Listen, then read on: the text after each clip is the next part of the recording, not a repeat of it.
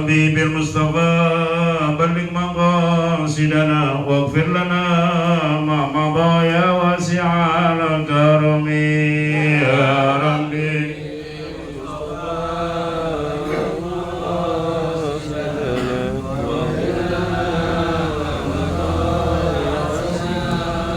Lam yadalim kuntum daha mutlaqan abada wa matasaba asran fi mada zamani ya Rabbi balligh maqasidana waghfir lana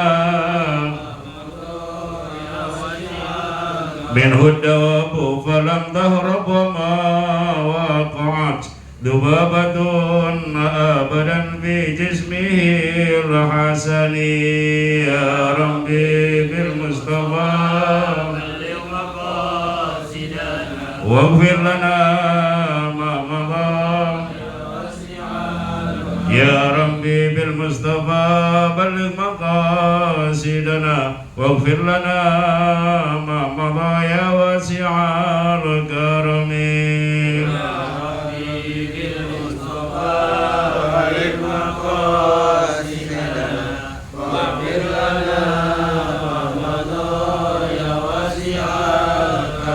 Ila hadratil Nabi Mustafa Rasulullah Muhammadin sallallahu alaihi wasallam wa azwajihi wa dhurriyyatihi wa qarabatihi wa ansarihi wa li muhabbatihi wa li jami'il anbiya'i wal mursalin wa li jami' ashabi Rasulillah ajma'in wa li jami'il khulafa'ir rasyidin wal ulama'il 'amilin wa masyayikhina fid din khususan ila ruhi Sayyidina Ki Haji Muhammad Ma'mun bin Haji Abdurrahman, thumma ila ruhi Sayyidina Ki Haji Usman Perak bin Haji Muhammad Rawi, thumma ila ruhi Sayyidina Ki Haji Abdul Wahhab bin Haji Abdul Somad, thumma ila ruhi Sayyidina Ki Haji Ahmad Saifuddin Bandung, thumma ila ruhi Sayyidina Ki Haji Abdurrahman Nawi Depok, wa li jami'il mu'minina wal mu'minat wal muslimina wal muslimat khususan mu'alif hadal kitab Kiai Haji Sulaiman Rasyid bin Lasa syai'ulillahi lahum al-fatihah.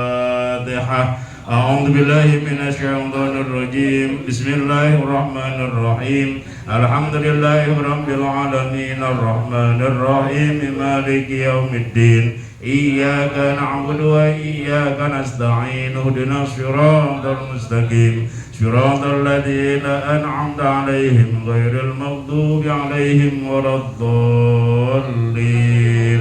Rabbighfirli wa liwalidayya amin.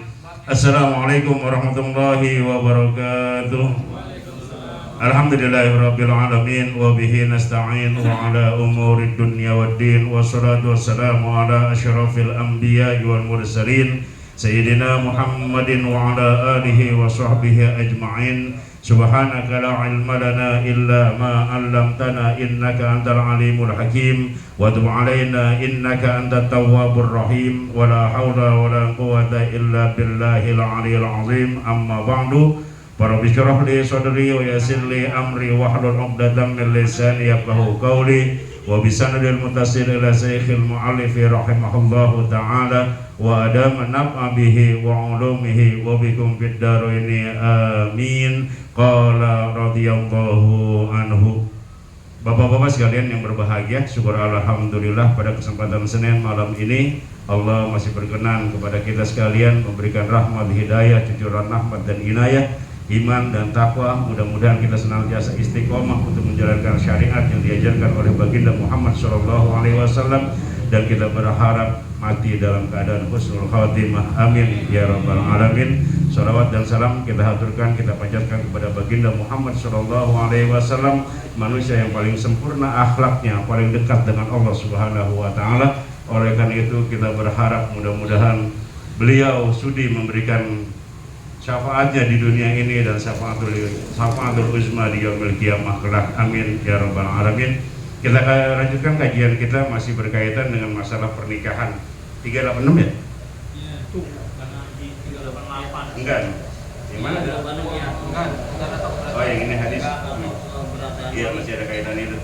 Bismillahirrahmanirrahim. Qala radhiyallahu anhu.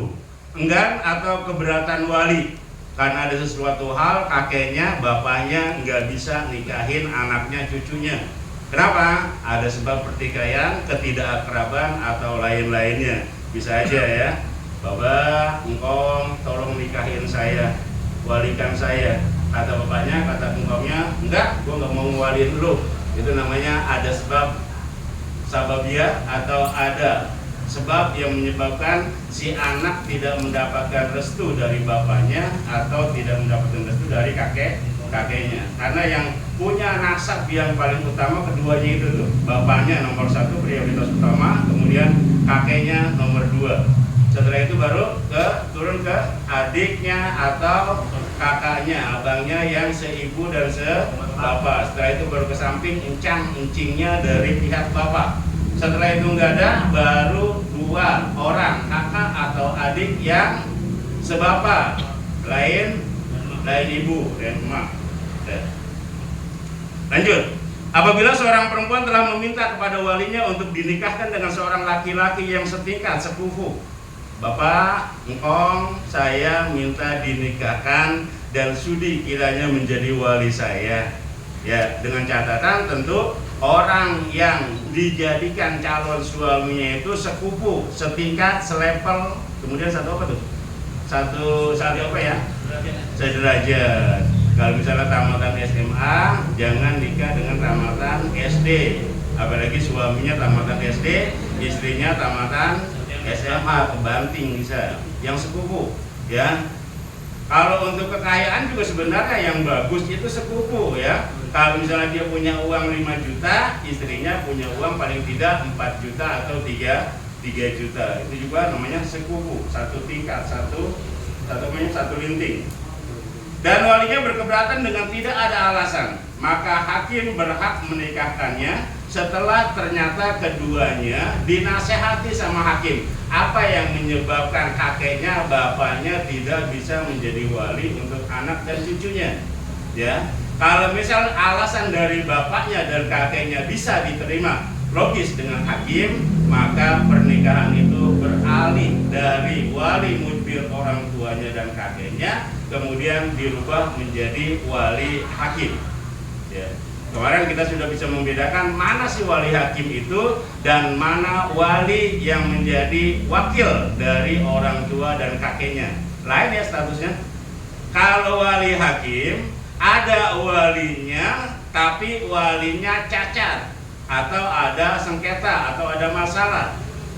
Satu. Yang kedua, tidak ada walinya sama sekali. Atas musyawarah mufakat keluarga dari perempuan, maka ditunjuklah wali hakim. Wali hakim biasanya ditunjuk dari kantor urusan agama atau pengadilan agama. Ya. Kalau wali yang dijadikan wakil, bapaknya masih ada, dia juga bisa untuk menikahkan anaknya, cuma dia lebih takzim kepada seseorang. Misalnya seorang kiai, seorang ulama, seorang ustadz diberikan mandat oleh orang tuanya. Kiai, ajengan, mohon maaf, saya minta dengan segala hormat untuk mewakilkan saya menjadi wali pernikahan anak saya. Ya, beda kan? Kalau tadi wali hakim ada walinya tapi walinya cacat atau walinya punya masalah. Kemudian atau tidak ada sama sekali walinya, keluarga dari si perempuan itu kemudian ngobrol, berembuk, bermusyawarah, maka ditunjuklah wali hakim.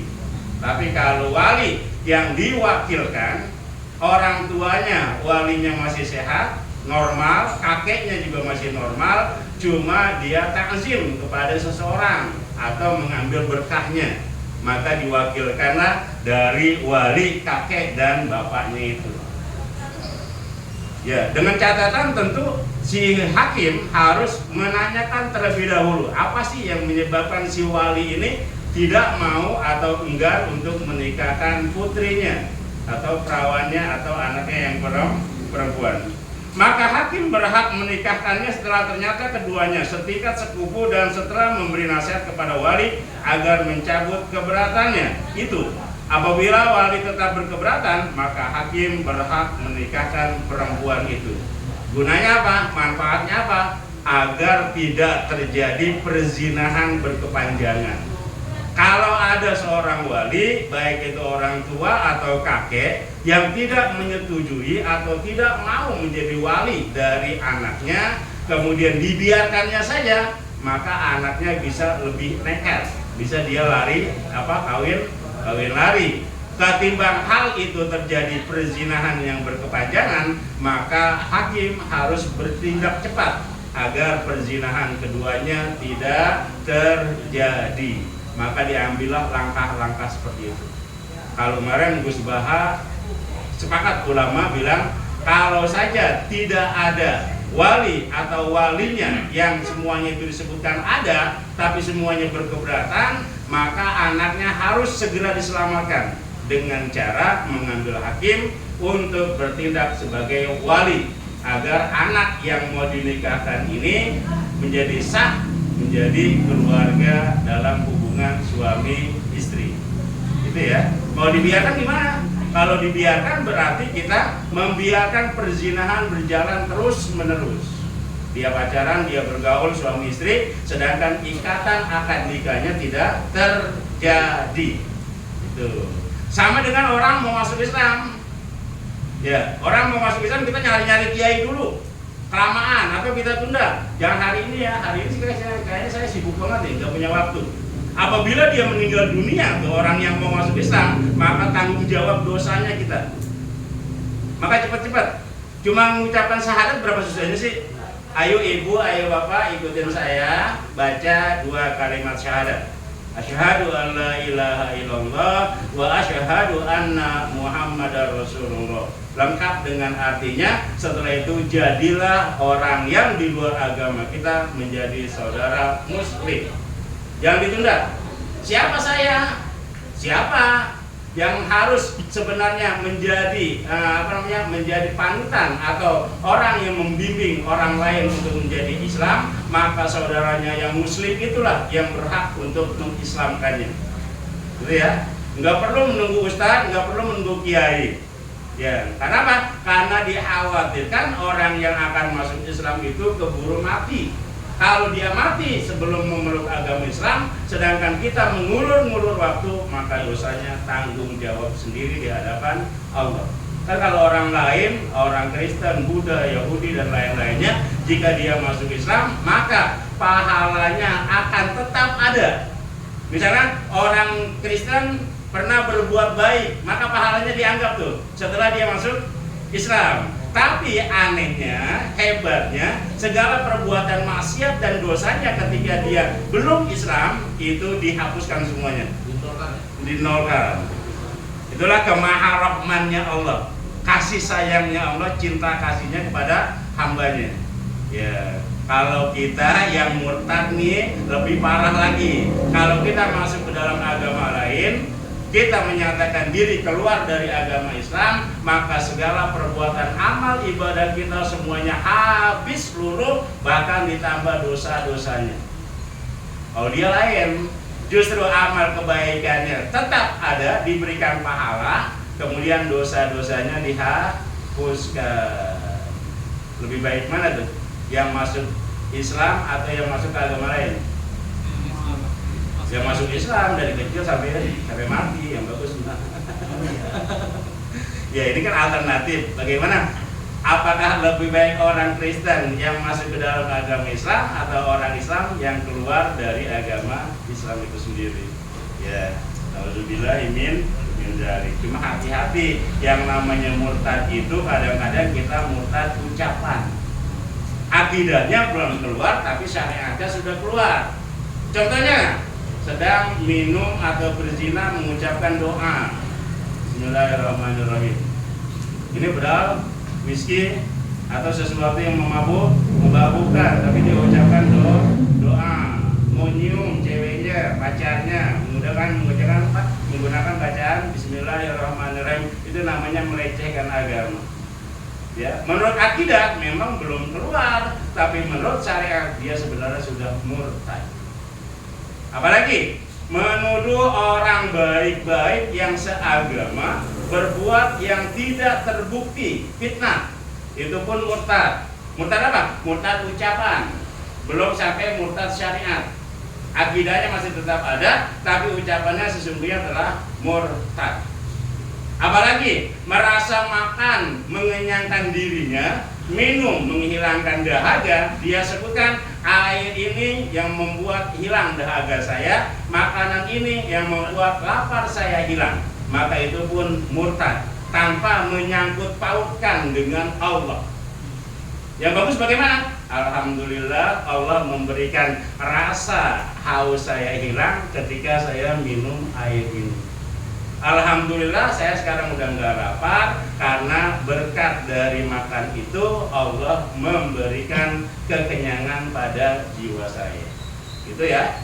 Sama dengan obat juga, kalau misalnya kita bertekad atau kita menentukan obat itu yang menghilangkan rasa sakit kita, maka kita menjadi murtad. Murtad ucapan, bukan murtad syariat. Oh, kalau saya batuk bordek aja hilang tuh. Tanpa menyandingkan atau mengkaitkan dengan alhamdulillah. Alhamdulillah kemarin saya minum bordek, batuk saya, demam saya hilang. Mengkaitkan antara obat dengan alhamdulillahnya itu. Berarti dia nggak semata-mata berfokus pada menyatakan obat itulah yang menghilangkan sakit saya. Ya, obat biar bagaimana canggihnya, biar bagaimanapun mujarabnya, menurut kebiasaan, kalau belum ada takdir dan iradat dari Allah, maka obat itu tidak mempunyai kekuatan apa-apa. Itu kan cuma syariat doang, sebab doang. Ya, sebabnya kita minum obat diberikan rasa sehat. Ya. Jadi jangan sampai berbicara, ngomong meskipun bercanda tapi keluar dari alur agama. Ya, meskipun kayaknya sepele masalah itu. Tapi kalau kelamaan kita membiasakan seperti itu, maka kita sudah dianggap murtad dengan ucapan kita. Artinya murtad itu keluar dari rel agama, keluar dari syariat yang telah diajarkan oleh Nabi kita Muhammad SAW. Ya, Allah menciptakan minuman dan makanan. Siapa yang punya? Allah. Yang menjadikan Allah, yang menciptakan Allah. Ketika kita akan minum, ketika kita akan makan, mengucapkan Bismillahirrahmanirrahim, berarti kita minta restu, minta izin kepada yang maha menciptakan, yang maha membuat makanan dan minuman ini. Seolah-olah ini punya PRT, saya minum. Ya. Kalau kita tanpa mengucapkan doa, berarti kita songong dengan penciptanya. Ya, menganggap bahwa air ini terjadi dengan sendirinya. Ucapkan Bismillahirrahmanirrahim, apalagi menggunakan doa yang diajarkan. Allahumma barik lana fima razaqtana wa qina adzabannar. Dari makanan dan minuman dikaitkan dengan api neraka. Apa sebabnya? Apa maksudnya? Makanan dan minuman ini bisa saja membawa kita bukan bertambah dekat dan taat kepada Allah, bahkan bertambah jauh kepada Allah.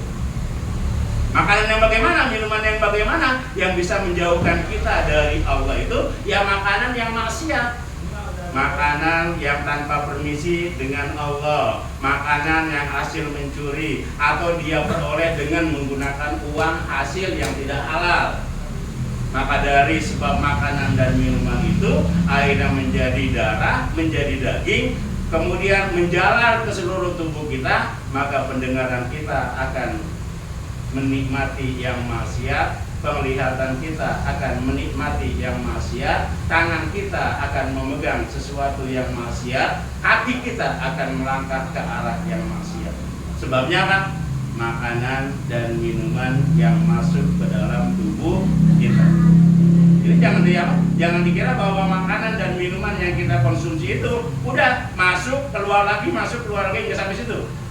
Masuk, ditahan, menjadi darah, menjadi nanah, kemudian berubah menjadi daging, kemudian menjadi tenaga. Tenaga itu dari hasil yang halal akan membuahkan tenaga yang positif. Ya, kemudian sisanya nanti yang tidak diperlukan oleh tubuh baru keluar menjadi kotoran. Bisa kotoran berubah menjadi keringat, bisa kotoran menjadi besok, ya topi, pipis, air besar dan air kecil. Yuk lanjutkan. Dalilnya, An Ma'qal bin Yasarin, dari Ma'qal bin Yasar radhiyallahu anhu, qala, dia berkata, jawaztu ukhtan li, aku pernah menikahkan keponakanku, min rajulin, kepada seorang laki-laki. Fatallaqaha, maka laki-laki itu tak lama ketika menikah menceraikan keponakanku tersebut, saudaraku tersebut. Hatta idam qadad, kemudian setelah dia bercerai itu, iddatuha, habislah masa iddah dari saudara perempuanku. Datanglah seseorang yang ketubuhan ingin melamarnya. Faqultu lahu zawwajtuka, maka aku katakan silakan kamu untuk menikahkannya, wa farastuka, dan membahagiakannya, wa akramtuka, dan memuliakannya. Fatallaqaha, kemudian setelah itu dia ceraikan kembali. Tumajita taktubuha, kemudian datanglah dia kembali untuk menikah. Menikah, cerai, kemudian menikah lagi, kemudian cerai lagi. Sampai saudaranya gemas, wallahi, demi Allah, la ta'udu ilaika, aku tidak akan memberikan anakku, saudaraku yang perempuan itu, ilaika, kepadamu, abadan, selama-lamanya. Wa kana rajulun la ba'sa bihi wa kanatil mar'atu, sedangkan laki-laki itu dianggap dari akhlaknya laki-laki yang baik. Wa kanatil mar'atu turidu, dan perempuan yang diceraikannya ternyata ingin juga kembali kepada suaminya atau mantan suaminya. Anturja'a, untuk kembali kepada laki-laki itu, ilaihi. Fa anzalallahu hadhil ayah, dengan kejadian ini maka turunlah ayat, wa idza talaqtumun nisaa, apabila kamu mentolak istrimu, menceraikan istrimu, fabalagna ajalahunna fala taqtuluhunna ayyankihna azwajahunna. Faqultu al-an af'alu ya Rasulullah, fazawwajaha ilaihi. Setelah turun ayat tersebut, maka dinikahkanlah saudaranya yang perempuan itu dengan seorang laki-laki. Apa kaitannya dengan hak wali yang dua ini dengan ayat atau hadis tersebut? Maksudnya, kalau terjadi perceraian talak pertama dan talak kedua, maka si istri, si suami yang menceraikannya, kalau dia mau kembali, cukuplah dia mengucapkan saja, aku ingin kembali lagi menjadi suamimu, tidak perlu nikah ulang. Tapi kalau dia sudah mentalaknya yang ketiga, maka pernikahan itu harus diulang kembali. Berarti pernikahan yang kedua, itu pun syaratnya si perempuan sudah habis masa iddahnya dari talak yang pertama, talak dari suami yang pertama, selama berapa? Selama berapa? 3 bulan 10 hari atau 100 hari. Setelah itu dia nikah dengan suami yang kedua. Suami yang kedua enggak berjodoh lama, dia pun menceraikan istrinya. Nah, setelah itu, setelah perceraian yang kedua harus nunggu iddah dulu 3 bulan 10 hari.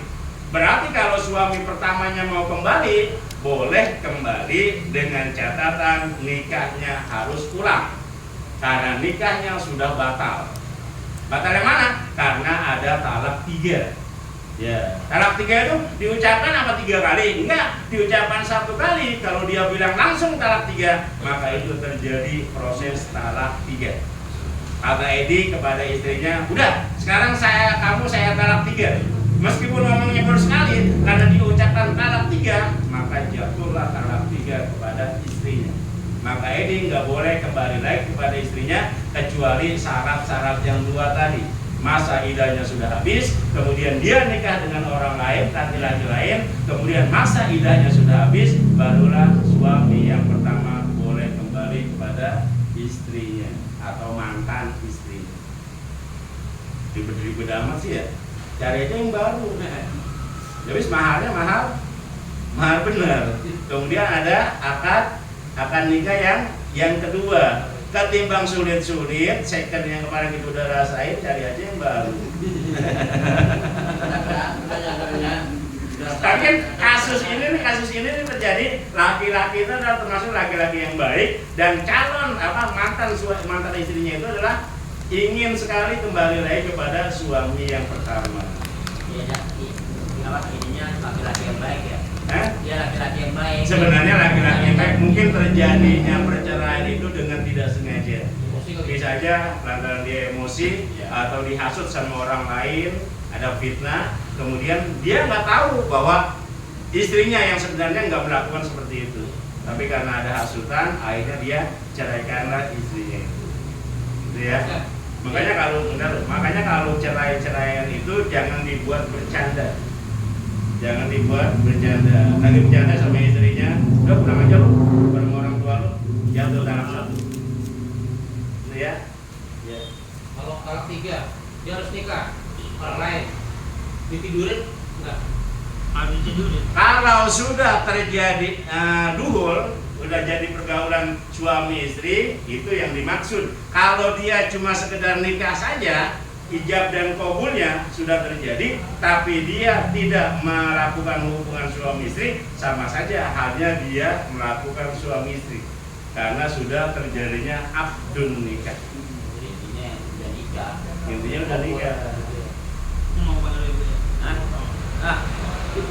Tapi tetap saja kalau dia punya wudu dengan mantan istrinya itu batal. Ya, tetap saja meskipun dia sudah ceraikan, anaknya yang dia tinggalkan sama orang tuanya tidak membatalkan wudu. Begitu juga mertuanya, mantan mertuanya tidak membatalkan wudu karena anaknya pernah ditiduri atau digauli sama suaminya.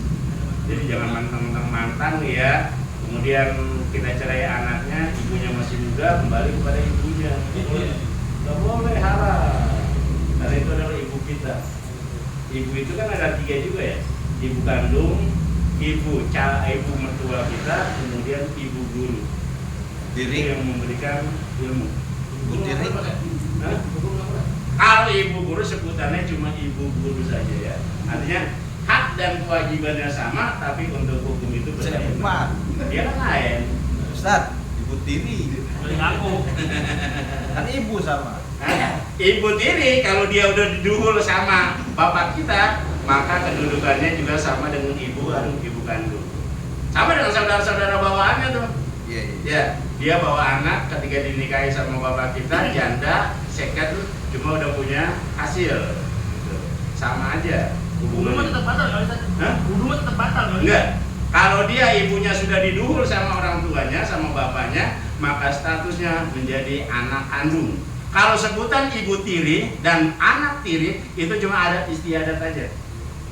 Pada dasarnya sama aja menurut syariat, karena memang ibunya yang melahirkan, ibunya sudah digauli sama bapaknya, itu tidak menjadi lagi hubungan anak tiri. Makanya hak dan kewajiban sama, di bidang waris sama. Dulu ya waktu kita bicara masalah waris ya. Ya. Sekarang anak aslinya, katakan anak asli, meskipun kita nggak boleh menyebut itu anak asli. Ya, anak dari yang seibu dan sebapak, kemudian dia punya 2 cabang, punya ibu lagi menghasilkan anak, maka pembagian warisnya harus sama.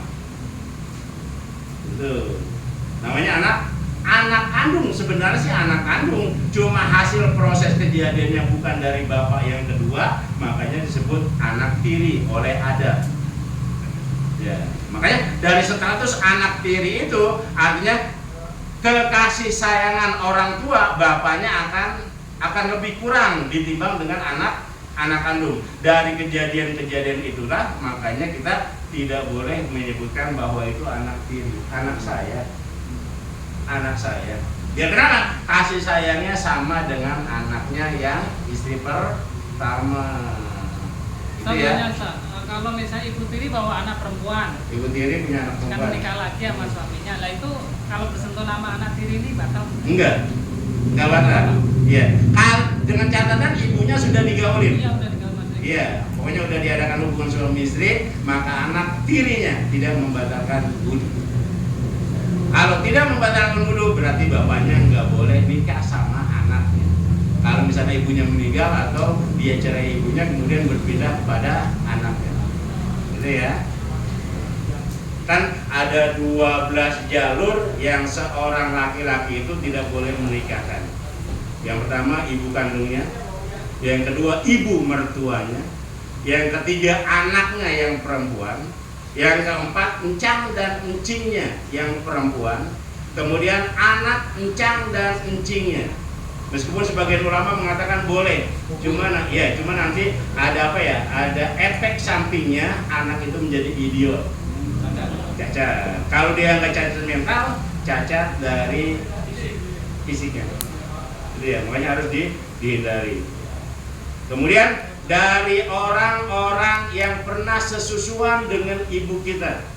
Berapa banyaknya susuan? Menurut Imam Syafi'i sampai 3 kali hisapan. Misalnya Edoy pernah disusui sama siapa ya?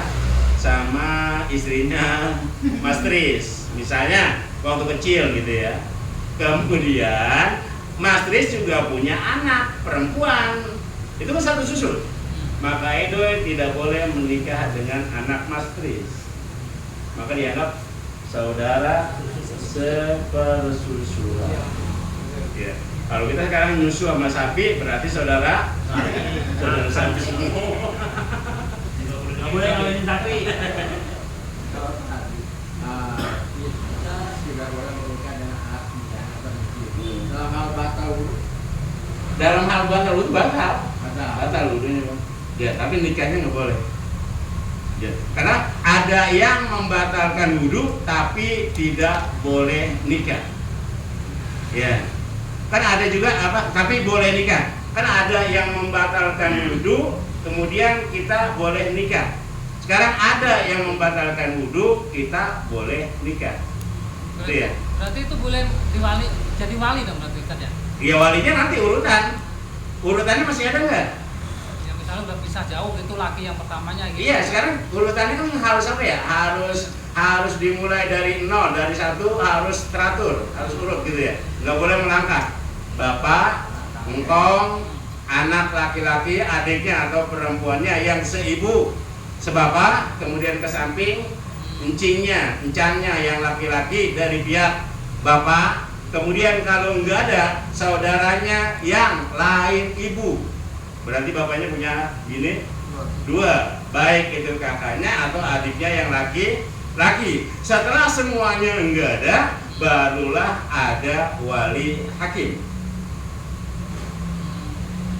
Masih ada nggak semuanya? Kalau misalnya udah nggak ada semua kan, Iya. yang ada Habis ini semuanya.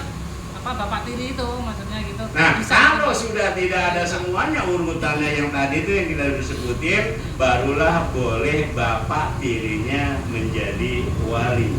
Kenapa? Karena wali yang berhak untuk menikahkan itu sudah tidak ada. Itu namanya wali yang menjadi wakil, bukan wali hakim. Kalau wali hakim kebanyakan diambil dari pejabat, dari instansi, baik itu dari kantor urusan agama atau dari pengadilan agama, agar nanti status anak menjadi jelas, karena 2 lembaga itulah yang ditunjuk untuk membuat surat keterangan resmi suami istri. Padahal nikah nggak pakai surat juga sah nggak? Sah nggak? Cuma nanti kan jadi masalah, bikin kakaknya, bikin KTP-nya. Itu tata negaranya kayak gitu. Tapi untuk masalah agama masa saja. Maruf mau nikah, walinya ada, saksinya 2 orang ada, maharnya ada, perempuannya ada, laki-lakinya ada, saksinya ada, sah. Ceweknya nggak ada. Walinya ada, perempuannya nggak ada. Mau nikah sama siapa? Kalau perempuan nggak ada mau nikah sama siapa? Kucing. Ada perempuannya nggak disebut ya? Kalau undang-undang lagi. Tadi kan calon laki-laki dan calon perempuan ada 2, 3-nya mahar, 4-nya siap kabul, kemudian 5-nya wali. RT ngundang lagi. Deh. Sabda Rasulullah SAW an Aisyah taqala, dari Siti Aisyah radhiyallahu anha qalat, dia berkata, qala Rasulullah SAW, telah bersabda Rasul SAW, la nikaha illa biwaliyin wa syahidai adlin. Tidak sah suatu pernikahan tanpa adanya wali dan 2 orang saksi yang adil. Ada walinya, ada saksi 2 orang, bukan dari pihak keluarga, nggak jadi masalah. Kebanyakan kita ngambil saksi dari keluarga, pamannya si perempuan, saudaranya si perempuan, dari pihak laki-laki diambil 1 lagi, biasanya kayak gitu. Itu kan adat aja.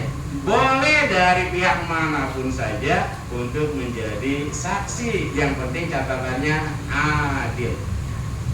Adil bagaimana? Dia sering berbuat sesuatu yang baik-baik, orangnya jarang bohong, orangnya jarang melakukan maksiat, itu disebut saksi yang adil. Yang gilanya kadang-kadang bukan saksinya tapi mengucapkan sah dalam suatu akad nikah. Iya, ada lagi pembunuhnya. Penonton malah. Bagaimana saksi? Sah dari pojokan. Ini kalau satu tangan. Sebenarnya sih nggak jadi masalah. Cuma kan yang harus dipertanggungjawabkan 2 orang ini. Ya, 2 orang saksi yang adil. Ngomongnya bingung mana yang mana. Pembunuh nggak salah itu. Kayak kemarin saya waktu nikahin di mana? Yang jawab sah udah. Yang di daerah itu si Darsi. Itu lebih gila lagi. Saksinya diem aja, pengantinnya yang ngucapin. Saya terima nikah dan kawinnya si Anu binti si Anu dengan mas kawin 3 gram emas dibayar tunai. Gimana? Sah. Bukan saksinya yang ngomong, pengantinnya yang ngomong. Hah? Itu namanya saksinya juga PA, pengantinnya juga gila. Penghulunya lagi lah, ya udah sah. Jadi saksi ini mengatakan setelah ucapan si pengantin gitu. Beliau udah yang ucapkan itu ngesain dia sendiri. Itu. Terulang. Tahu apa? Hah? Mau nggak tahu? Ya mungkin dari keilmuannya kurang juga ya. Makanya kan ngambil wali kalau misalnya perlu diwalikan harus yang hati-hati. Ngambil saksi kalau diperlukan harus yang hati-hati. Makanya sifat adil itu memang diperlukan. Tapi kalau misalnya yang bisa ada yang ngebantah, diterima nggak dibantahannya? Enggak sah. Enggak. Ucapan siapa tuh? Misalnya Orang lain. salah satu orang lain gitu, karena dia ilmunya lebih tinggi, Iya. ada yang bilang sah, dia nggak sah. Batal nggak tuh? Ya kenapa nggak dia jadiin saksi? Nggak bisa. Hah? Nggak bisa. Orang lain soalnya. Kan Iya. saksi.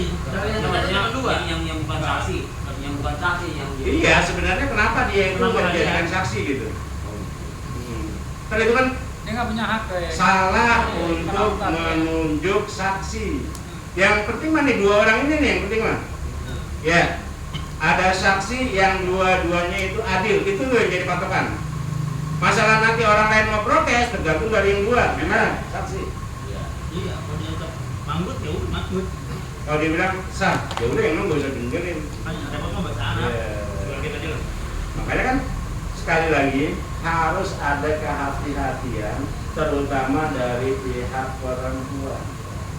Karena memang pernikahan itu sakral. lagi si Alif nikah, Alif, Bapak Jenny yang teriak. Ujang-ujang. ya, Bapak Jenny yang teriak. ya, ini yang rasa. Kalau beliau emang ketelitiannya, Kalau beliau, kita sih kan dia tuh. Gua ngerti. Iya. ya, akas aja dengan itu layak. Soalnya kan bahasa Arab itu. Menurut dia. Bahasa Arab. Alif. Ya. Kalau nggak bisa bahasa Arab bahasa Indonesia aja. Jangan. Ya, Saksinya nggak mampu bahasa Arabnya juga. Kalau masalah saya terima nikah dan kawinnya yang beda atas. Nah. Itu nggak pakai atas ya dengan sementara yang satu ini orang harus pakai atas tegak dengan pendapat dia. Ya. Tapi penghulu itu boleh udah dijabarkan sama penghulu nih dulu penghulunya begini. Iya. Tapi dia juga orang ngerti ilmu tahu jadi juga penghulu Iya. dia daripada kita berdebat yang nggak ini ya nah, Ya, nah, ayo diulang. ya dua gimana ulang aja atas aja Ngikutin. Kalau beliau emang iya, kalau Imam Abdul Teliti, orang yang enteng-enteng aja. Enteng-enteng aja, tapi itu mah Kalau satu beliau lain. emang agak lain. Gitu. Atas ya atas aja, Gimana? atas mas kawinnya jangan dengan gitu. Atas. Padahal kan atas dengan itu kan sama aja. Yang penting bendanya ada nih, bukan karangan. Ini maharnya emang kelihatan. Nih. Dengan mas kawin 3 gram emas dibayar tunai. Mana barangnya? Maharnya ada Pak. kecuali dengan mahar dibayar utang, nggak ada bendanya. Ya, kalau tunai itu kelihatan, ini bendanya. Benar ini 3 gram, coba buka. Boleh banget. Penimbangan. Dipakai masalah adat dan dengan Ya, itu istilahnya dengan penafsiran nahwunya aja. Nah kalau revisi ini nih, ijab kabul pakai bahasa Arab. Ini saksi nggak paham. Penghulu kan samina wa tomanya sama saksi. Lalu ketika dicek beberapa hari kemudian melalui video, ternyata ada kesalahan lafaz ijab Iya. dan kabulnya. Nah, dosa ini kan dosa saksi ya? Dosa saksi. Dosa saksi nih, berarti selama dari hari pertama sampai ke-7 kemaksiatan itu terjadi dosa saksi. Dosa saksi. Nah, berarti perlu adanya revisi ijab Sangat- kabul lagi dong berarti. Seharusnya penghulu itu bijaksana. Panggil lagi perempuannya, panggil lagi laki-lakinya, panggil lagi 2 saksi, nikah ulang di kantornya tanpa sepengetahuan orang lain. Harusnya. Untuk menghindarkan perzinahan. Ya. Makanya sekali lagi ya, hati-hati, wanti-wanti seleksi untuk untuk kedua orang saksi ini jangan asal comot. Apalagi menggunakan bahasa Arab. Saksinya buta bahasa Arab. Waduh. Udah pakai bahasa Indonesia aja. Saya terima nikah dan kawinnya si Fulana binti Fulana dengan mas kawin tersebut tunai. Sah. Banyak yang Sah semua. Ngomongnya jangan terlalu cepet, yang penting jelas, tapi jangan terputus. Saya terima nikah dan kawinnya Aminah binti Juleha. itu udah nggak satu. Yang penting nyambung, mu'alah. Ya, mu'alah itu saya terima nikah dan kawinnya Fulana binti Fulana dengan mas kawin tersebut tunai. Pelan, jelas, tidak terburu-buru, akhirnya enggak jelas. Jadi menikahnya Fulana binti Fulana itu mas kawin. Gimana saksi? Enggak sah. Saksi harus dengar telinganya, matanya juga harus melihat, ya harus benar-benar jadi. Kenapa tujuannya? Sakinah, mawaddah, warahmah. Kalau asal comot aja, 3-tiganya tidak akan tercapai. Ya, sekali lagi meskipun kita orang yang cuma sebatas itu tahunya, kalau kita mau nikahkan anak, hati-hati nyomot saksi. Sama dengan orang meninggal dunia jadi isyhad. Dia nggak tahu kehidupan sehari-harinya, maju aja. Saya mohon untuk isyhad dari jenazah ini adalah Bapak Fulan. Dia maju. Wahai bapak-bapak sekalian, mari kita saksikan bahwa jenazah ini min ahlil khair. Kemudian semuanya khair, maka jadilah saksi palsu. Kalau kita nggak tahu jenisnya pergaulan dia, akhlaknya dia, insya Allah. Atau kita diam itu lebih sempurna.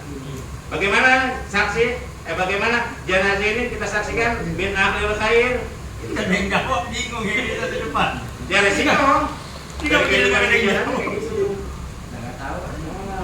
Nanti akhirnya jadi saksi palsu. Saksi palsu itu adalah sebuah kemaksiatan yang termasuk 7 dosa besar. Zina, minum-minuman yang berkesinambungan, kemudian menggauli orang tuanya atau saudara kandungnya berzina. Kemudian apalagi tadi yang terakhir adalah menjadi saksi palsu. Ini kalau dosa-dosa yang 7 ini adalah dosa-dosa biang-biangnya dosa, hindari. Makanya jangan jadi saksi palsu. Ada dalam sholat jenazah itu kan isyhad itu nggak ada. Iya. Asal usulnya asbabul wurud kalau hadis ya. Asal usulnya kalau Al-Quran asbabun nuzul, kalau hadis asbabul wurud. Ceritanya itu ketika ada seorang sahabat meninggal dunia sudah rapi disolatkan, Nabi ada di suatu jalan, kebetulan ketemu dengan keranda itu. Nabi berdiam sejenak sambil ada sahabatnya. Mari kita saksikan, insya Allah jenazah itu min ahlul khair. Kata 2 sahabatnya, min ahlul khair. Itulah asbabun nuzulnya. Bukan langsung ketika dia mengadakan sholat, kemudian dia berdoa, yuk kita saksikan bahwa jenazah ini min ahlil khair. Kenapa harus disaksikan ketika rapi atau selesai mengadakan sholat jenazah? Nggak ngerepotin. Kalau di jalanan nanti kan repot. Misalkan Edo nunggunya nanti di Bojong. Jemaah, yuk kita saksikan bahwa jenazah yang dalam keranda itu min ahlil khair. Kan repot.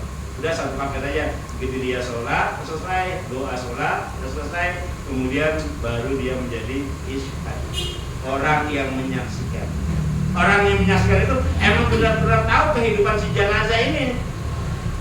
Ya, minimal yang satu usia ada, yang sepermainan gitu. Ya, jangan nanti orang tua yang sudah 90 tahun meninggal dunia yang jadi saksinya anak muda aja. Bagaimana para jamaah? Mari kita saksikan bahwa jenazah ini min ahlul khair. Khair yang menjadi saksi orang palsu, yang menyaksikan kemudian mengucapkan janji itu juga orang palsu. Udah semuanya terlibat terkait. Kalau nggak tahu, jawab. Kalau nggak tahu, insya Allah. Jawabnya nggak tahu gitu aja. Dia aja itu penyakit kalau nggak tahu. Itu sih bukannya jujur, bego. Jujur itu ngaco. Itu namanya jujur yang nyakitin. Ya ngaco, jujur tapi. Jujur tapi nyakitin. Itu sih bego lah mas. Daripada dalam hati. Akhirnya ambil lagi. Iya. Yang begitu tuh jujur tapi nyakitin. Aku berarti lagi. Itu kan yang Kata bagi aku biasa saya rakyat penghormatannya digituin kan gitu. Amplopnya diambil lagi loh. Makanya bangun lagi tuh. Kan yang Lanjut. meninggal 90 tahun. Lah gua baru 20 Ya, tahun. tidak sah suatu pernikahan tanpa adanya wali dan 2 orang saksi yang adil. Pain tasyajaru, apabila hakimnya berkeberatan, apabila walinya berkeberatan, fasultanu waliyu man la waliyalah, maka sultan itu, penguasa itu, instansi itu yang berhak untuk menikahkan. Kalau sultan terlalu hebat ya, masa presiden apa ikut campur. Dan orang yang ditunjuk atau lembaga yang ditunjuk oleh pemerintah yang berkaitan dengan NTCR, nikah, cerai, talak dan rujuk, itu NTCR. Itu waktu saya kuliah masih ingat banget. NTCR, nikah, cerai, talak dan rujuk. Ya, itu singkatan. Maka hakimlah menjadi wali orang yang tidak mempunyai wali. Riwayat Daruqutni. Wallahu a'lam bishawab. Ada yang nanya? Udah ya, cukup. Al-Fatihah. Bismillahirrahmanirrahim. Bismillahirrahmanirrahim. Alhamdulillahirabbil alamin arrahmanir rahim maliki yaumiddin. Iyyaka na'budu wa iyyaka nasta'in ihdinas siratal mustaqim. Siratal ladzina an'amta 'alaihim ghairil maghdubi 'alaihim waladdallin. Rabbil ighfirli wa li walidayya. Amin. Bismillahirrahmanirrahim. Qul huwallahu Allahu samad lam yalid wa lam yulad wa lam yakul lahu kufuwan ahad. Bismillahirrahmanirrahim. Qul huwallahu ahad. Allahu samad lam yalid wa lam yulad wa lam yakul lahu kufuwan ahad. Bismillahirrahmanirrahim. Qul huwallahu